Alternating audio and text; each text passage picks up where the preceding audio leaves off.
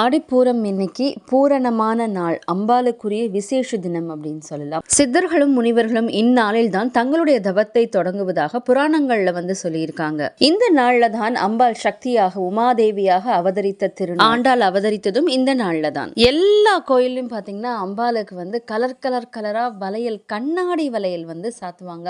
இது மிகவும் சிறப்பு. அது மட்டும் இல்லாமல் கோயில்ல மஞ்சள் காப்பு, சந்தன காப்பு, குங்கும காப்பு அப்படின்னு அம்பாளுக்கு ரொம்ப சிறப்பா இன்னைக்கு விசேஷமா இந்த வளையல் காப்பு திருவிழா அப்படிங்கிறது நடைபெறும். இன்னைக்கு பக்கத்துல இருக்க கோயிலுக்கு கண்டிப்பா போங்க. அம்பாள் கோயிலுக்கு போயிட்டு வளையல் வாங்கி கொடுக்க, அதாவது திருமணம் கை கூட வேண்டும் அப்படிங்கிறவங்க அம்பாளுக்கு வளையல் வாங்கி கொடுங்க. அதே போல குழந்தை பாக்கியம் வேணும் அப்படிங்கிறவங்க அம்பாளுக்கு வளையல் வாங்கி கொடுத்துட்டு தங்களுக்கும் இதை போல வளைகாப்பு நடக்கணுமா நல்லா பிரார்த்தனை பண்ணி. அதே போல கர்ப்பிணி பெண்கள் கண்டிப்பா கோயிலுக்கு போங்க. அம்பாள் கிட்ட எனக்கு சுகப்பிரசவம் ஆகணுமா அப்படின்னு நல்ல மனமுருக்க பிரார்த்தனை பண்ணிட்டு அம்மாவுக்கு வளையல் வாங்கி கொடுங்க. பெண்கள் மங்களகரமாக வாழ்வதற்கு